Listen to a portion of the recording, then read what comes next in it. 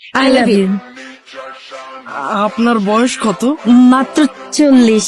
আর তোমার? 20 বছর। তুমি রিলেশনটা না আমার সাথে করো, ওনার সাথে রিলেশন করে কোনো শান্তিই পাইবা না। উনি না চালাইতে পারে মোবাইল, না বুঝে ফেসবুক। তুমি রিলেশন কেন করবা? মনের দুইটা কথা বলার জন্যই তো করবা, তাই না? আমরা তো সারাদিন একসাথে থাকবো না, যখন আলাদা থাকবো তখন সারাদিন আমরা চ্যাটিং করবো, মনের কথা বলবো, তুমি আমাকে আমি তোমাকে। আর উনি তো ফোনই চালাইতে পারে না, উনি তোমার সাথে কিসের চ্যাটিং করবে, কিসের মনে কথা বলবে? ভালোইটা বাসবে কি বলো তো? এই নাও।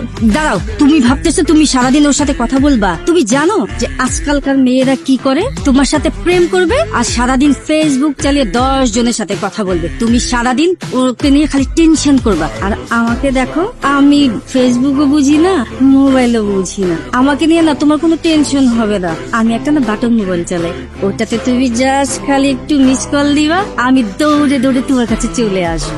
এই না। দাঁড়াও, তুমি যে ওনার সাথে রিলেশন করবা, তুমি না পারবা ট্যুরে যেতে, না পারবা 2 দিন পর পর ওনাকে নিয়ে রেস্টুরেন্টে যেতে। কেন বলো তো? উনি বলবে জান আমার তো বয়স হয়েছে, আমার কোমরে ব্যথা, পায়ে ব্যথা, আমি যাইতে পারবো না জান।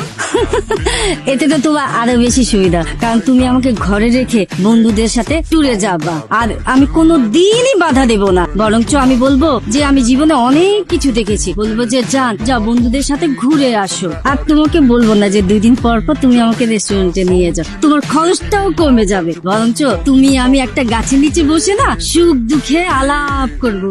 এই নাও।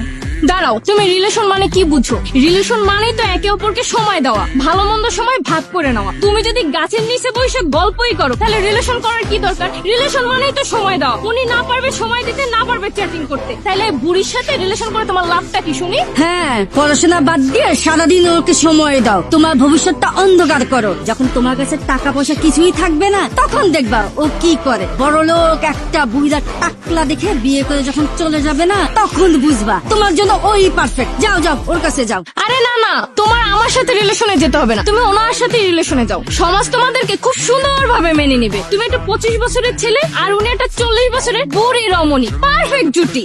এই মেয়ে, কোথায় থাকো? কোনো খোঁজ খবর রাখো?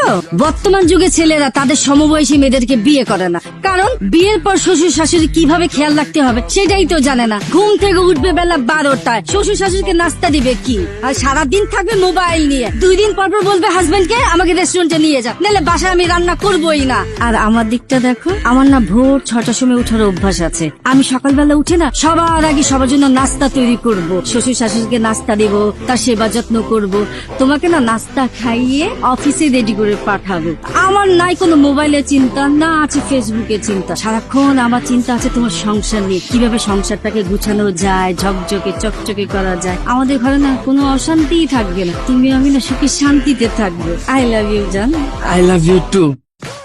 Zile zile, zile zile eu alerg Iar mile mile, mile mile Pe Maidan pentru tine, tine আপনারা অনেকে জানেন গত 10-15 দিন আগেও আমার পেজে শুধুমাত্র 2500 ফলোয়ার ছিল। সো আমি কিভাবে শুধুমাত্র নাটক আপলোড দিয়ে এই 10-15 দিনে প্রায় 60,000 ফলোয়ার করে ফেললাম, এই বিষয়টাই আমি আপনাদের শেখাবো। আপনি নাটক আপলোড দিয়েও কিভাবে ইনকাম করতে পারবেন এবং খুব কম সময়ে আপনার পেজে ফলোয়ার নিতে পারবেন। আমি আপনাদের ভিডিও কলে আলাদাভাবে শেখাবো আপনি কিভাবে নাটকের ভিডিও এডিট করবেন, আপনি কিভাবে নাটকের কালারটা এডিট করবেন যেন সবার কাছে অনেক আকর্ষণীয় হয় দেখতে, আপনি কিভাবে আপনার ভিডিওতে লোগো অ্যাড করবেন, অথবা আপনি কিভাবে আপনার ভিডিওর মিউজিক এডিট করবেন যেন আপনার ভিডিওতে কপিরাইট না আসে। এই সকল কিছু জানতে আমাকে ইনবক্স করুন। অবশ্যই এটা পেড সার্ভিস। আমি যখন আপনাদেরকে সময় দেব, আপনাদেরও উচিত আমার সেই সময়ের মূল্য দেয়া। ধন্যবাদ।